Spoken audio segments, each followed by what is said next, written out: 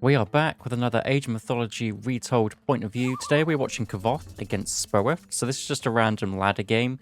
But I've seen Kavoth playing quite a lot and he seems to win every game. So I just thought I would take a look at him. Also Gaia, people really like playing Gaia, especially people that watch these videos. So I thought we would watch a Gaia game.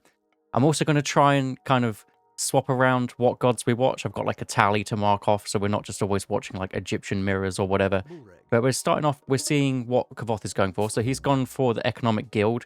So maybe it'll be a similar build to one that I put out right at the start of Retold that quite a lot of people have said works for them. So it's, you whack down your Economic Guild really, really early. One to gold, one to wood, and then get your pickaxe and hand axe straight away. And this is something that only Gaia can do. Or at least to some effect of the Atlanteans Gaia can do. I think Frey can do something similar where he gets pickaxe. Hand axe is a little bit harder because it costs so much food, but for Gaia it's just so cheap, so you can just get those straight away. Then the oracles, obviously just going out to each corner, nice and easy. We've got one aggressive oracle. I found that when I play Atlanteans, I do my backside first, and then by the time I end up going forwards, it's like almost time to bring them back. So I don't know whether it's worth just fully going like forward, just here, here, and here, and then maybe just start to then do your base afterwards, like slowly bring them back. Maybe it's something that I'll decide to do. But we're watching this because Kavoth is the best Gaia. He is number 1 on the ladder. This is his second account, and I think it's like number 4 on the ladder or something. So he's pretty high up there. So Oracle's waddling around. I'm not sure what he's going to go for. I mean, there's a town center here that he's found. So this is, what is the map? This is Giza, which is what I thought it was. This is where like lots of grass seems to form around each of the settlements and each of the hunt packs you can see. And town centers on this map are pretty good because you get a rhino on most of them. There should be a rhino on this one. And then when he comes and scouts the other side, there'll be rhinos around. I mean, I assume there's a town center there. There'll be rhinos around there. Still, everything going over to food, even going over to the berry bush, because he will more than likely move these citizens somewhere else. So it's just going to be a bit quicker to move them this side, quickly grab a berry bush, then back on the wood, or move over to the gold. Just some small efficiencies that these top players are going to want to go for. And he's going to also not need to kill that to get up to the next stage. So actually, that was definitely the right call to go over to that berry bush. He's going to go up through Oceanus. So Oceanus brings the Caladria, and the Caladria is such a good unit for the high elo players. Here we go, these move over to the wood. Just because the more micro you do for the Caladria, the better value you get. You can't just leave it there because it's either going to get shot down or it isn't going to do the big burst heal. Ankh of Ra, Favor Trickle, basically playing like the Atlanteans used to in Legacy, where you just get your free favor. It's a really nice relic for anybody to grab. It's just one of those ones you just want. What else do we got? Myth units are cost less favor. That's a really good one, especially with that favor relic as well. Damage vulnerability to crush. Not the best, considering siege weapons aren't really used too much, but in the Mythic Age, Ra players or the Egyptian players in general will probably want to go for catapults. He's also doing a bit of scouting, not just taking it straight back. Just wants to see what else is on this town center. I'm assuming this is what he's going for. Based on the split, he's got 1 on food, which is obviously if you're building units, you don't want 1 on food, you want much more. And he's getting in those resources. Whether he sends his hero citizens over or just a few other ones, so let's say 1 hero, 1 normal coming over here.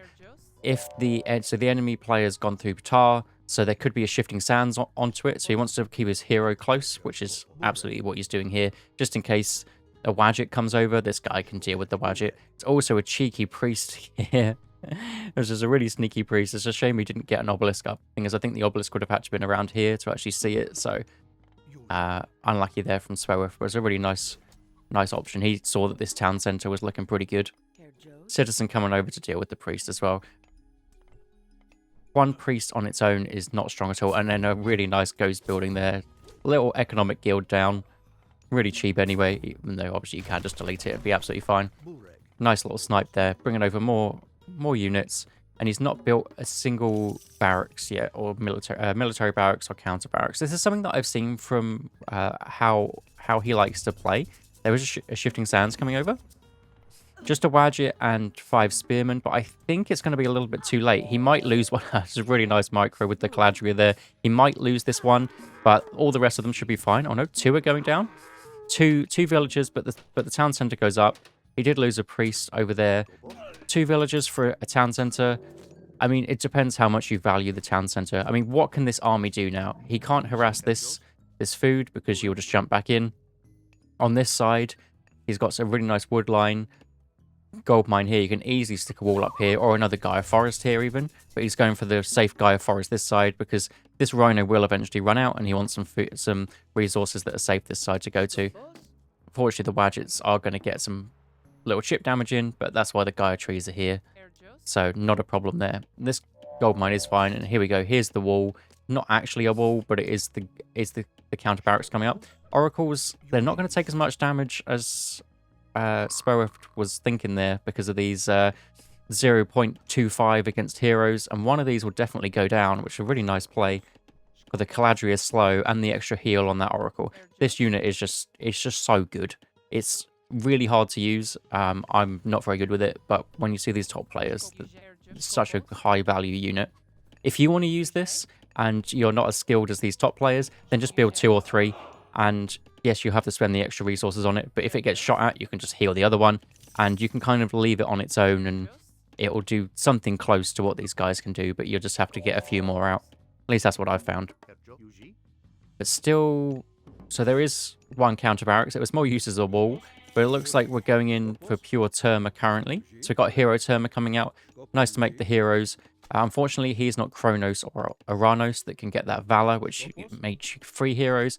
But, I mean, the heroes aren't too bad. Unfortunately, I can't see how much it costs because that's not how the UI works. And there's a nice gold mine here as well. This is a really good town center. He didn't actually spot this gold mine, but this is a really nice one. I mean, you can assume it's here. Giza spawns them on the sides, a few on the sides of the map sometimes. Wouldn't surprise me if there's one around here somewhere. One down here too. What he'll probably do is send a unit, maybe this guy, to come and take out some of these obelisks, which is probably where he's going there. You just want to deny the vision from any of the Egyptian players. These give you so much value, and it takes hardly any time to take them down. But Spoeth knows that, and then the Catapultes is going to have to run away. Looks like some poison damage. Oh, I assume that's from the Wadget. I thought for some reason he was Anubis, but he cannot get Anubis, especially if he's got snakes there. Really nice play here to actually just to have 2 villagers next to the manor. It's something where, I don't know, some players might have sent more over here, but then you need more manors. Manors can only hold 2 units, so it's just, you can just whack the 2 villagers in there. The spearmen are going to take ages to take that out because they're more of a counter unit. They don't deal too much damage.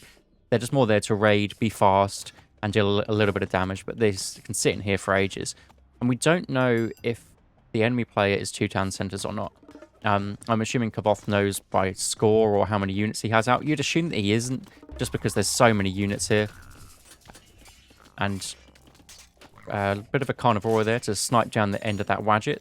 Also the Terma there, he's got 4 hero Termas now, and that's more than enough to take care. And then we get the hero citizen.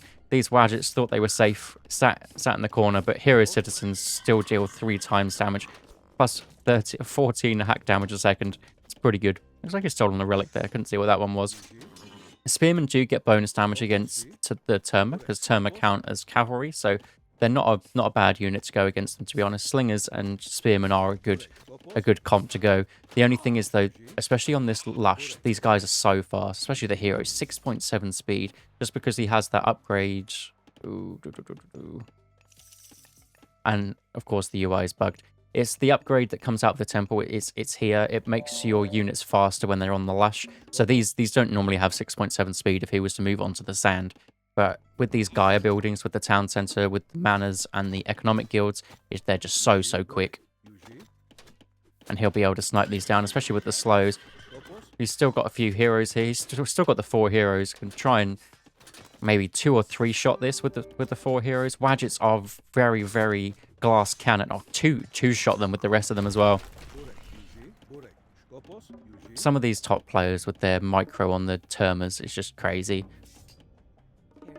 Also branching out this way, this is something that's really good to do. If you're being attacked from one side and you think the majority of your opponent's army's there, you can just send some villagers out. He sent one here next to the manor, one here next to the manor, and two here. So these are all safe from what the Ra player can really do until he gets up to the next stage. Camels will be able to take these down a little bit quicker because they have a decent amount of damage, and they are very, very good raiders. And camels are most likely what would come from the heroic age to deal with the Termers, because camels absolutely wreck Termers. Just a few snipes going on here, and he's not losing anything. Because both players are in the classical age, nobody has ballistics yet, so the Termer can easily dodge any arrows if Kavoth is paying attention. And he only has one army, so it's quite easy to pay attention to. Catapulti going around, getting the obelisks down. Rain coming down from the Ra player. This is when you'd assume that he's maybe going up to the next stage. It's something that Ra and Isis players generally do. If you see a random prosperity or rain when you think they might be going up to the next stage, it's just so they can get up there slightly quicker and hit. We can see, because we're trying to watch from Kavoth's point of view, but we have to see the UI. But he knows that absolutely the next stage is coming. So what does he want to do? So he responds with Thea himself, focus on cavalry, and cavalry are very, very strong for the Atlanteans. He doesn't have any barracks up yet, unless I've not seen it. Actually, he's building 4 now. So there weren't any up, but he's building 4. Normally, you want to build loads of barracks when going up to the heroic age. You can build Contarius and Arcus. They are 2 very, very strong units. And here we are. They'll all be up by the time the heroic age gets in. And it's just starting to get some Mamillo in as well. Maybe Mamillo will be good against the Spearman. Could also get that upgrade for the Mamillo if he hasn't got it yet, because he hasn't built any yet. So this is Bite of the Shark. It does like some kind of poison damage, some extra divine damage. Nice raid coming up here, but the mana is here, so the villager won't actually go down. And that's why these manas are here. And the villager should be able to run away to another mana, get that speed boost on this grass, and then get out of there. Also, Kavoth can just send up a couple of units to deal with this. So Sobek is in for the enemy, and loads of spearmen. These units don't want to stand and fight, they just want to pop around and raid. So we are up through Thea as the Kavoth player. So he is going, he is getting his Hesperus tree down, instantly queues up the 3. He had loads of wood in the bank to actually do that. And these guys tank for days. They are so strong, and I think they only cost 150 wood still. Yeah, 150 wood, just like Legacy. And you get 2 for free now as one of the bonus updates, and they are so strong. And soon he'll be able to drop down another Hesperus tree for free, and he'll be able to get more out as well. Looks like he's going for pure Mamillo, which is really good against the Slinger Spearman army. Mamillo will just, they don't lose to any of them, because these are all counter units, and the Mamillo aren't a counter to any of these. They have 40 hack damage, and then these Slingers, I mean, they barely do any damage to anything that isn't an archer.